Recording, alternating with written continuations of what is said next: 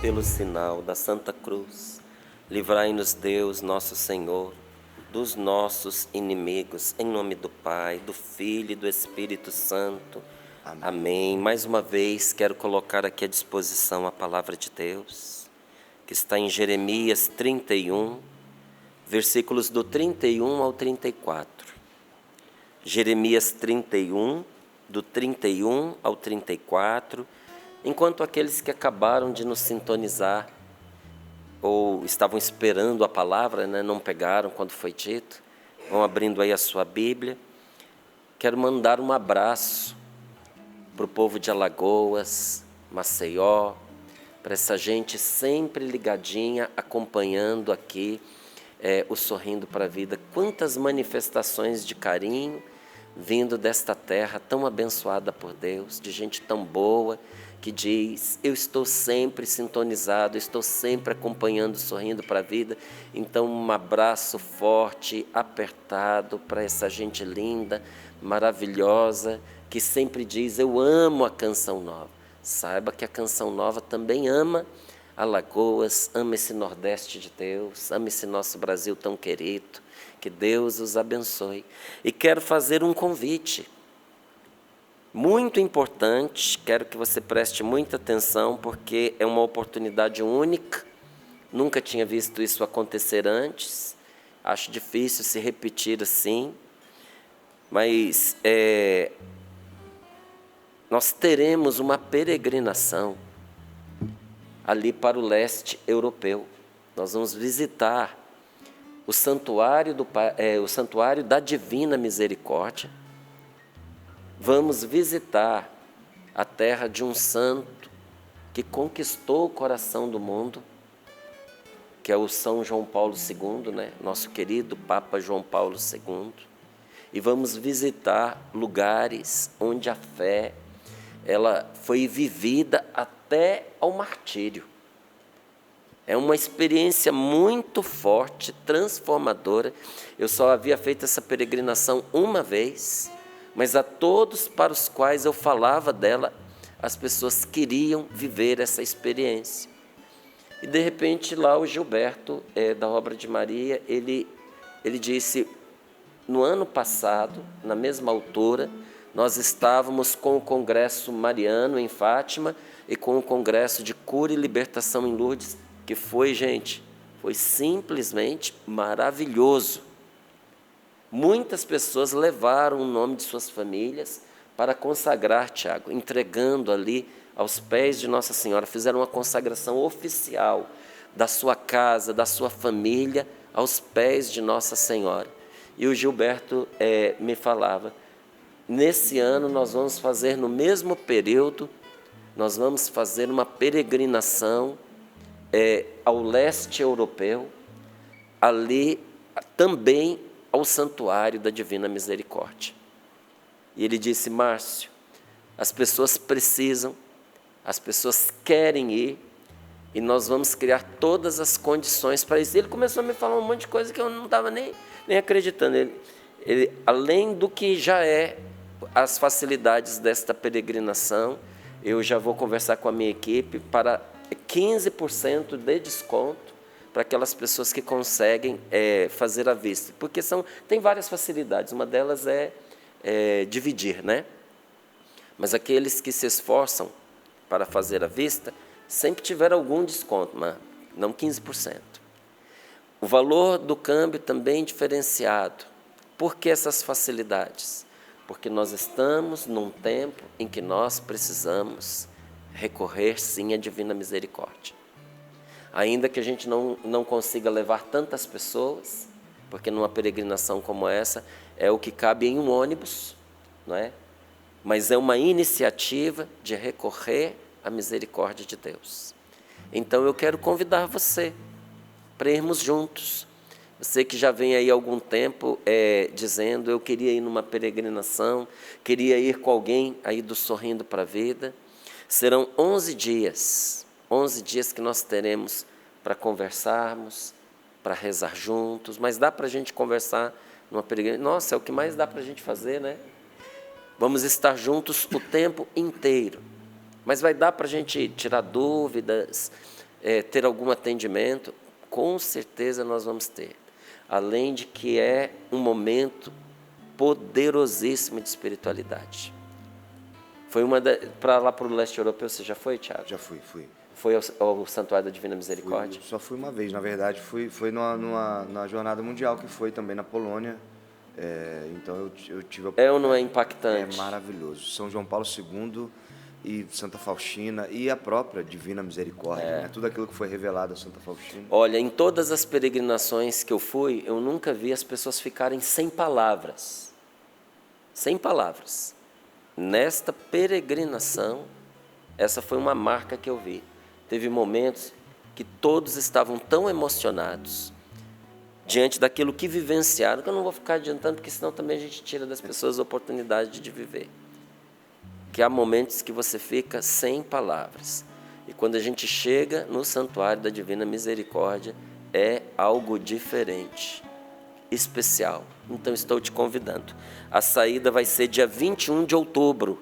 Então temos aí alguns meses pela frente para você se organizar. Saída dia 21 de outubro, agora desse ano, e retornamos no dia 1º de novembro. Pegamos ali praticamente os últimos 10 dias de outubro, né? Chegamos no dia, saímos de lá no dia 1º de novembro. Então dê uma olhadinha para você ir conosco. Polônia, Hungria e República Tcheca. É inesquecível.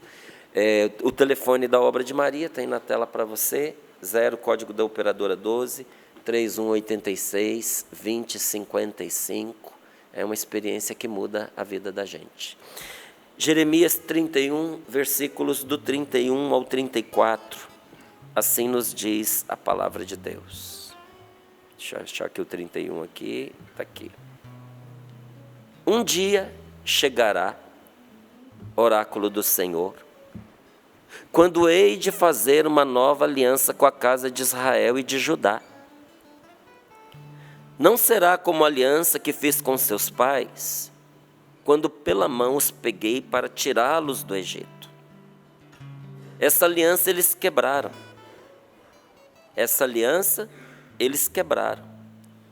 Mas continuei sendo o Senhor deles. Senhor deles, oráculo do Senhor. Esta é a aliança que farei com a casa de Israel a partir daquele dia, oráculo do Senhor. Colocarei a minha lei no seu coração. Vou gravá-la em seu coração. Serei o Deus deles, e eles o meu povo. Ninguém mais precisará ensinar o seu irmão, dizendo-lhe: procura conhecer o Senhor.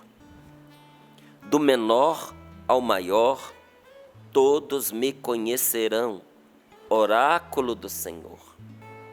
Já terei perdoado as suas culpas. De seu pecado nunca mais me lembrarei. Já terei perdoado suas culpas. De seu pecado nunca mais me lembrarei. Palavra do Senhor. Graças a Deus. Graças a Deus. Vamos dizer, graças a Deus. Graças a Deus. Palavra do Senhor. Graças a Deus. Senhor, nós te damos graças pela tua palavra. Gente, são poucas as coisas das quais a gente vê Deus se lamentar. Mas na palavra do Senhor, Deus se lamenta quando nós rompemos com Ele. Tem ruptura que é declarada e tem ruptura que ela acontece sem você dizer palavra alguma, né? Vou dar um exemplo aqui que ele é engraçado, ele é bonitinho, mas ele diz muito. Às vezes a gente vai terminar um namoro e a gente precisa dizer para a pessoa, né? Olha, infelizmente não vai dar mais para a gente continuar junto, nosso namoro terminou, foi bom o tempo que nós tivemos, mas agora chegou ao fim. Mas muitas pessoas têm dificuldade de fazer isso. E principalmente homens. Homem, eu já vou te dizer, ô bicho covarde covarde medroso para terminar relacionamento. Arruma um monte de desculpa, faz da vida da mulher um inferno e a dele também, porque ele deveria dizer a verdade. Qual era a verdade? Eu não quero continuar com relacionamento. E estou falando aqui de namoro e noivado. Não quero continuar com relacionamento. Eu me equivoquei, eu meti os pés pelas mãos, os meus sentimentos mudaram.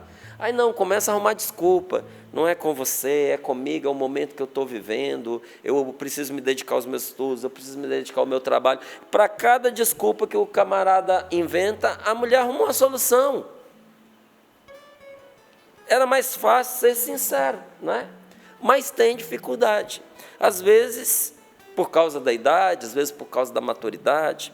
Eu me lembro que teve uma vez que o meu filho começou uma paquerinha. Ele muito novo. E eu vi assim, proibir não vai adiantar. Então, a melhor coisa é a gente acompanhar. Eu falei, olha, se você quer começar um relacionamento com uma pessoa numa fase tão jovem, eu não acho que você deveria começar.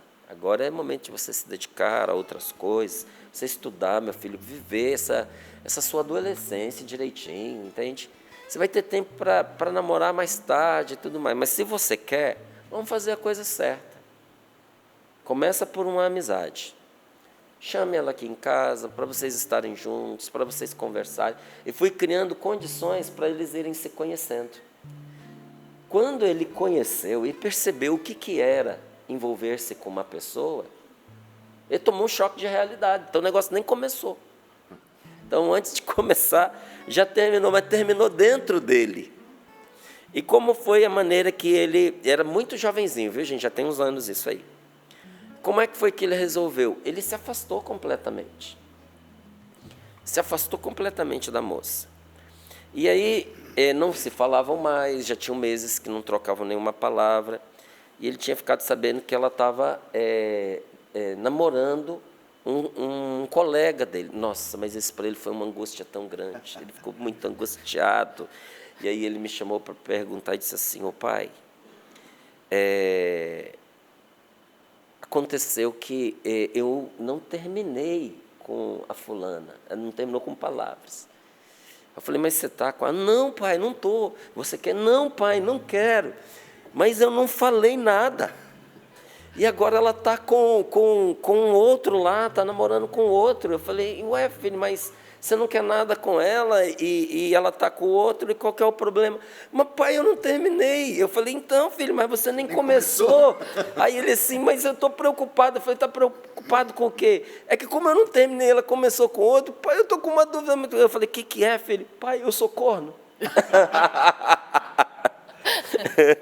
Eu falei, não, meu filho, não é não, filho, não é, cara. Porque, veja, você já terminou, não é? Você já rompeu.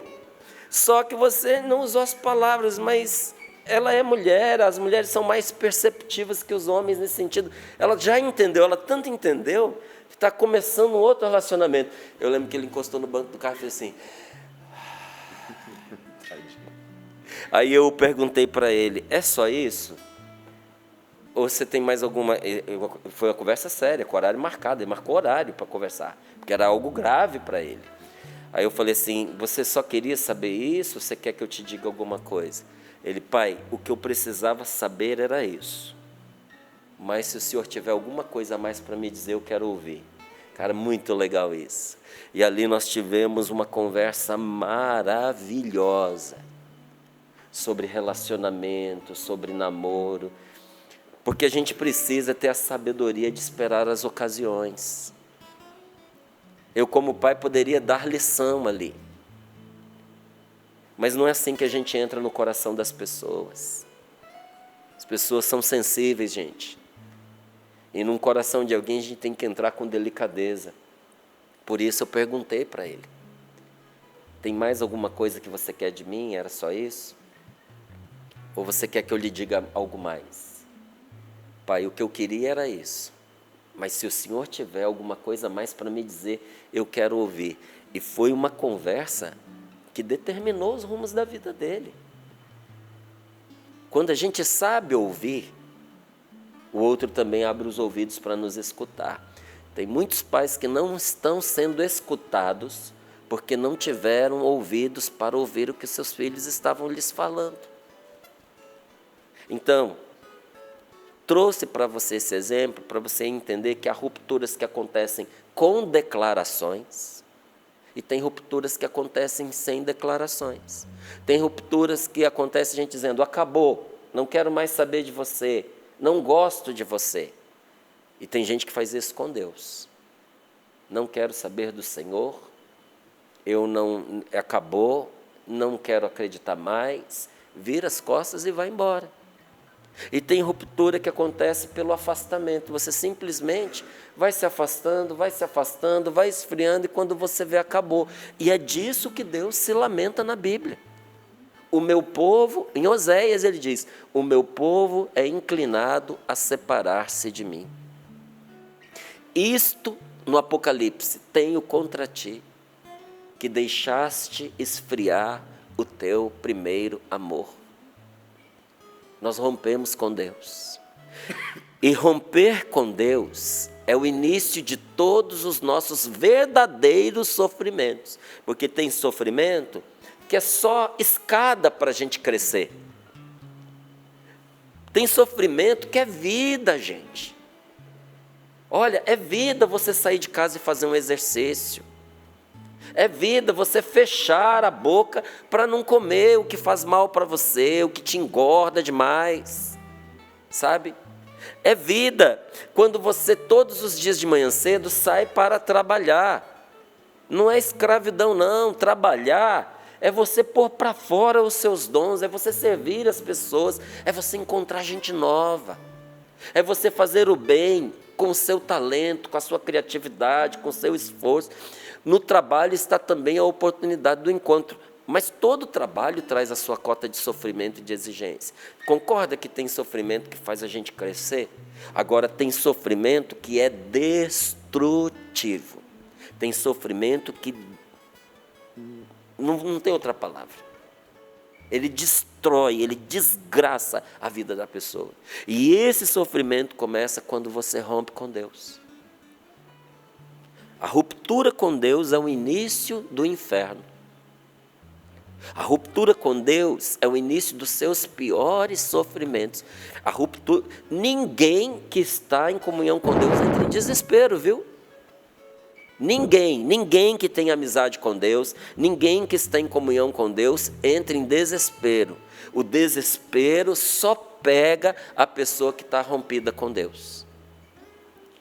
E eu lhe digo, romper com Deus, a ruptura com Deus é o início do desespero e termina em desespero. Em perder o gosto pela vida, em desejo de morte, é terrível. Então, é terrível e é pecado essa ruptura com Deus e leva à destruição total da pessoa, leva ao inferno.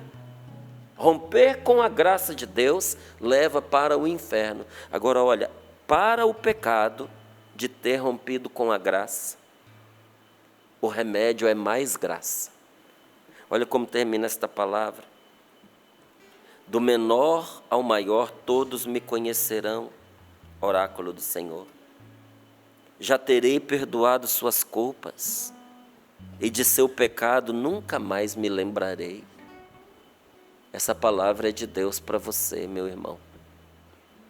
O Senhor está te chamando de volta, está lhe dando uma promessa: do seu pecado nunca mais me lembrarei. Márcio, mas eu rompi com a graça de Deus. E o Senhor te diz: do seu pecado nunca mais me lembrarei. Qual é o pecado para ter rompido com a graça? O remédio é mais graça. Só a graça de Deus pode nos curar de ter rompido com Deus. E se é graça, é de graça.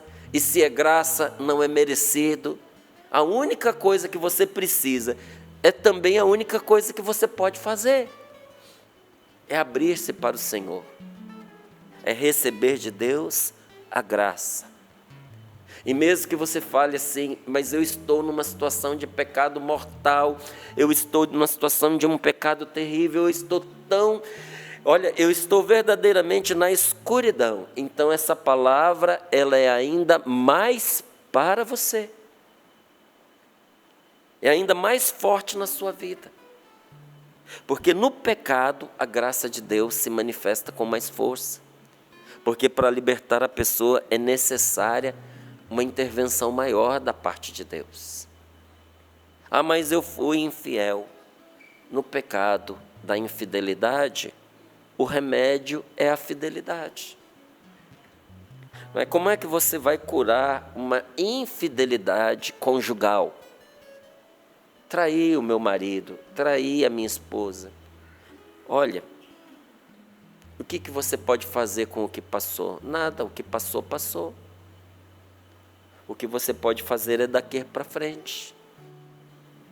E o que vai curar o coração da pessoa que foi traída, porque isso cria uma mágoa muito grande, é a demonstração sincera de que daqui para frente é vida nova.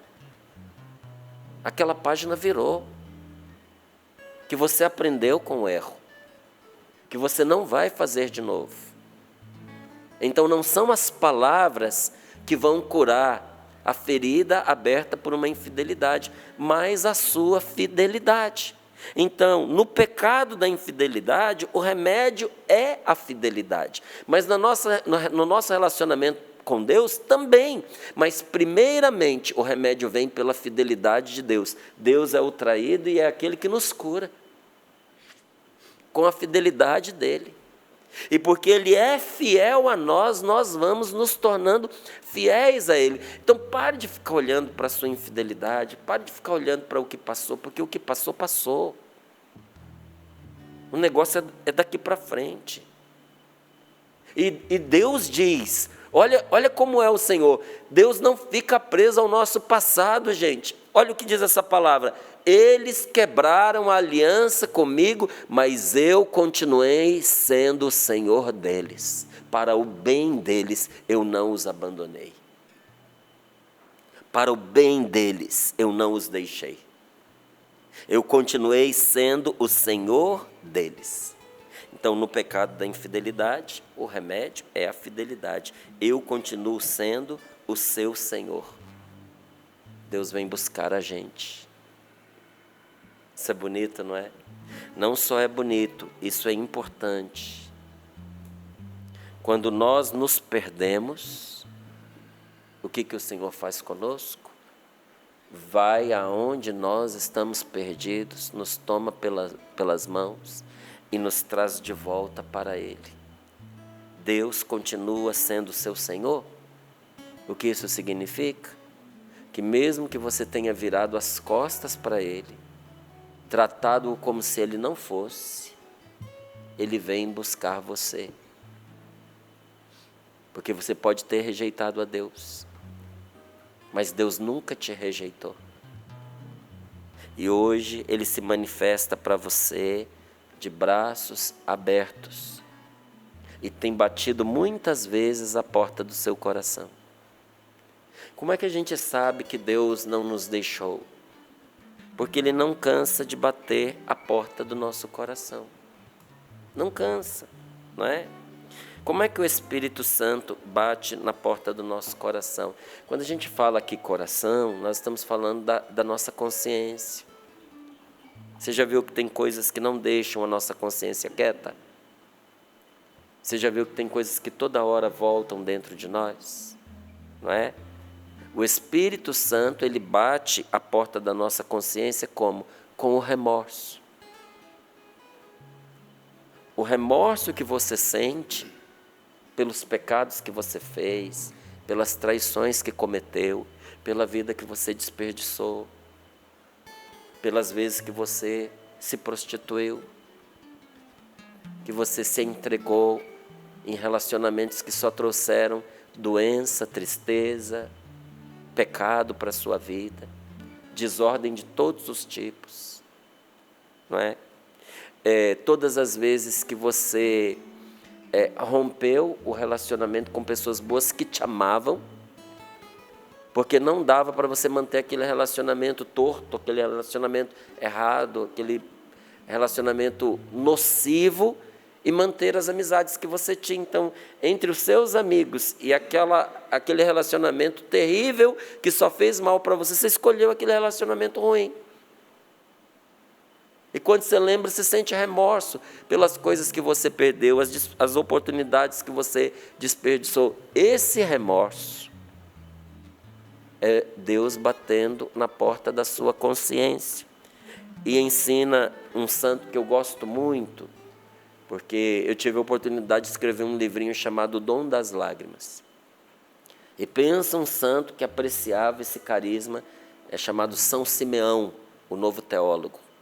Esse homem, ele tinha esse carisma e ele valorizava profundamente o carisma das lágrimas, porque é um dom ligado à santidade, à cura interior, ao abrir da nossa mente para entendermos a palavra de Deus, a Sagrada Escritura. São tantos os benefícios desse dom na vida da gente que a gente não tem ideia. Ele não imagina. Inclusive, os mais antigos, os judeus, os nossos primeiros pais, né, no início da fé, lá em Abraão, e depois veio até nosso Senhor Jesus Cristo, o que esses homens de Deus, essas mulheres de Deus, eles ensinavam? Existem certas portas no céu que só se abrem quando nós batemos nessa porta pelo dom das lágrimas. Quando nós nos entregamos de tal maneira em oração que as lágrimas explodem nos nossos olhos. E esse santo, ele dizia, o Espírito Santo bate a porta da consciência com o remorso, mas a abre com a confissão. Então, como é que bate a porta? O remorso é o bater a porta. E como é que se abre? Confessando os nossos pecados. Então, primeiro o remorso, depois a confissão, depois o arrependimento. Gente, o arrependimento só entra no coração, de verdade, quando a pessoa diz, eu pequei. Então, o primeiro é o remorso. Mas, Márcio, não é arrependimento primeiro? É que o remorso é um tipo de arrependimento, mas é imperfeito. Então, o remorso vem e incomoda. A gente reconhece e diz, Senhor, eu pequei. A gente faz isso com a confissão. Nessa hora, a gente abre a porta. E o Espírito Santo entra com o arrependimento e liberta com a absolvição. Na absolvição, quando o padre diz, eu te perdoo todos os teus pecados, em nome do Pai, do Filho e do Espírito Santo, liberta a pessoa naquela hora, com o sacramento da absolvição, transforma a pessoa, porque uma vez absolvida, tudo que Jesus fez por ela na cruz se atualiza na vida dela e ela é justificada. Então ela é transformada com a justificação e aí aquilo que era morno se torna quente, aquilo que era fraco se fortalece, aquilo que estava morto ressuscita. A pessoa que era fraca, preguiçosa, tíbia, se torna fervorosa, inflamada com o fogo do Espírito Santo. Porque num certo momento, a pessoa percebendo que Deus estava batendo a porta, ela abriu o seu coração para Deus. Será que não está na hora de você abrir de novo o seu coração para Deus? Olha, a iniciativa é sempre de Deus. Sempre de Deus. É Ele quem vai atrás, é Ele quem vai nos buscar. Lembra da parábola da moeda perdida? Da mulher que perdeu a moeda e varreu a casa e procurou. Não é? Por que ela procurou até achar a moeda? Porque a moeda perdida não se desvaloriza. O fato de você ter se perdido, o fato de você ter errado, o fato de você ter pecado, não fez você perder o seu valor diante de Deus. Deus ama você. E Deus dá a você o valor que você não sabe se dar. Por isso que Ele nunca desiste de você. A iniciativa é dele, que sempre busca, mas tem que ter uma resposta da gente. Agora eu quero dizer uma coisa para você que muitas vezes se sente abandonado, tomado de remorso, de sentimento de culpa. Eu vou lhe dizer uma coisa muito séria. Quando você tem no seu coração remorso, pode saber que Deus está com você. Porque no remorso já atua o Espírito Santo, que acusa não você, acusa o seu pecado. É como um médico que, descobrindo que a pessoa tem câncer, não maltrata a pessoa. Ela tem câncer. O que o médico faz? Ele acusa o câncer. E o que ele faz? Ele trabalha para matar o câncer, não a pessoa. Tudo isso que você sente muitas vezes pesando dentro de você, como uma tristeza, é como uma pessoa que se sente triste porque ouviu da boca de um médico que ela está com câncer. A pior coisa que a pessoa pode fazer a si mesma é confundir-se com a doença, achar que ela e a doença são uma coisa só. Não, vamos arrancar esse câncer fora para que você viva. Então, no remorso, já atua o Espírito Santo que acusa e convence do pecado. Ninguém convence ninguém de pecado, gente. Ninguém convence. O único, porque olha, se você diz para a pessoa que é pecado, dependendo da frontalidade dessa pessoa e do atrevimento dela, ela vai dizer, pecado para você, para mim não é. Eu não acho que seja. E para outros que sabem que é, mas não estão convencidos, a pessoa concorda com você, mas continua fazendo escondido. Não sou eu, não é você, que vai salvar as pessoas, nem vai convencer ninguém a respeito do pecado. Quem é? Não disse aqui a palavra? Ninguém mais ensinará ao seu irmão dizendo, você precisa se converter. Quem fará isso é o próprio Senhor. Então, esse remorso dentro de nós é uma inflamação espiritual. É o sinal de uma infecção. Me permita fazer a comparação assim, tá? É uma febre espiritual. Quando a gente tem febre, não significa que a febre é a doença. A febre é um sinal de que o seu corpo está combatendo algo que está tentando matar você. Por que a febre está ali?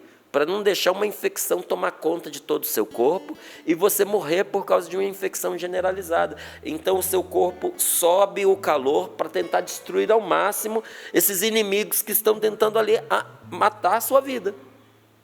O remorso é uma inflamação espiritual, que acusa que tem alguma coisa muito, muito séria acontecendo dentro de você. Então a pior coisa que você pode fazer é tentar combater os sintomas. Igual a pessoa toma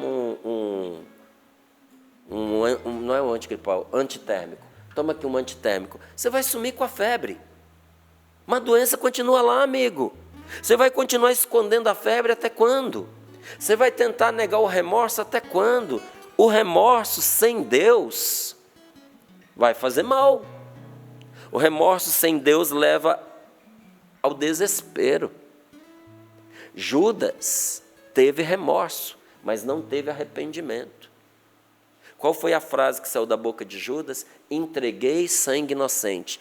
Falando de Jesus, que ele foi lá e traiu Jesus. E foi se enforcar. E Pedro? Pedro também teve remorso. Mas o remorso com Deus leva à confissão e à alegria do perdão. Judas traiu Jesus. Pedro também traiu. Mas um parou no remorso. O outro se arrependeu. Um, levado ao desespero, foi e se matou.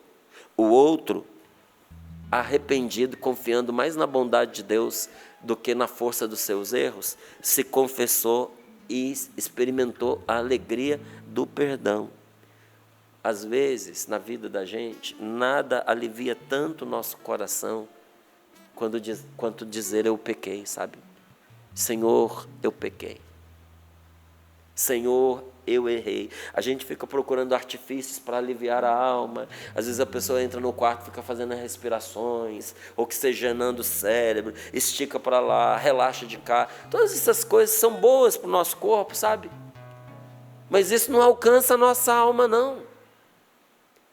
É tentar mascarar os sintomas, quando tudo que você precisava fazer para que a libertação começasse de dentro para fora, era sinceramente na presença de Deus dizer, Senhor, eu pequei. No exato momento em que eu me acuso diante de Deus, acontece isso aqui, olha. já terei perdoado as suas culpas, do seu pecado eu nunca mais me lembrarei. No momento em que você diz, Senhor, eu pequei, Ele diz para você, do teu pecado eu nunca mais me lembrarei. Ele me perdoa, Ele me desculpa, Ele me dá um novo coração, Ele me dá uma vida nova, que começa quando? Imediatamente. A confissão é o começo da vida nova. Você que fica falando aí que precisa virar a página da sua vida, tem jeito, tem um modo. O único modo verdadeiro e duradouro é rompendo com o que era velho. E tudo isso começa com a sua confissão. Senhor, eu pequei. Então, cada vez que eu faço isso, cada vez que eu tenho coragem de fazer isso, cada vez que eu digo sinceramente, Senhor, eu pequei, há uma festa no céu. Jesus que falou, Ele disse, há mais festa no céu por um pecador que se converte do que por 99 justos. E a gente pensa que é a conversão assim, eu não era de Deus, agora eu sou de Deus. Aí tem uma festa no céu, porque agora eu virei de Deus. Não! Todas as vezes que você renuncia a um pecado e você diz, não, eu não vou mais pecar, e você diz, eu não quero mais isso para mim, eu rompo com esse caminho, tantas vezes quantas você fizer isso sinceramente, o céu vem abaixo por causa de você.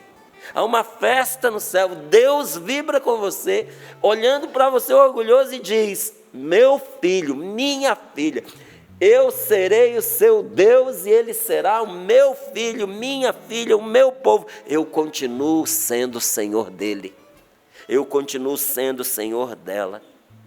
Então eu vou dar a você uma dica aí, para você que fica dizendo, Márcio, eu até gostaria, como é que eu faço? Porque eu não sei se eu sei me confessar e confessar bem. Pela providência, está bem ali, ó, um livrinho do Padre Jonas que diz assim, confessar-se, como e por quê. Do jeitinho da câmera pegar lá mesmo onde ele está, pode ficar ali mesmo. Confessar-se, como e por quê. Porque ele vai ajudar você a detectar o que é que está te acusando no seu coração. Estou com um peso no meu coração, Márcio, mas eu não sei muito bem como identificar. Às vezes a gente precisa de ajuda, para a gente se confessar bem. O que é que me acusa o coração? Não o que os outros acusam. Porque tem gente que nos acusa de muitas coisas, e muitas delas até injustas. É aquilo que te acusa no seu coração, não o que os outros acusam. Então eu termino aqui dizendo para você uma palavra de sabedoria, que é para mim, que é para cada um de nós, que é para você que nos acompanha. A confissão sincera, pela graça do Espírito Santo, é imediatamente acompanhada do dom do arrependimento.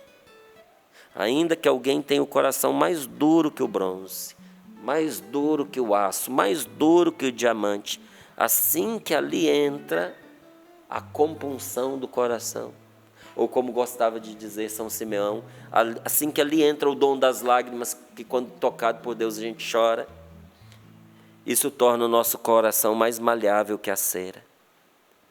O arrependimento, a confissão sincera, acompanhada das lágrimas, é o fogo divino que funde as montanhas, que funde as rochas, que suaviza qualquer coisa, que transforma em paraíso as almas que o acolhem.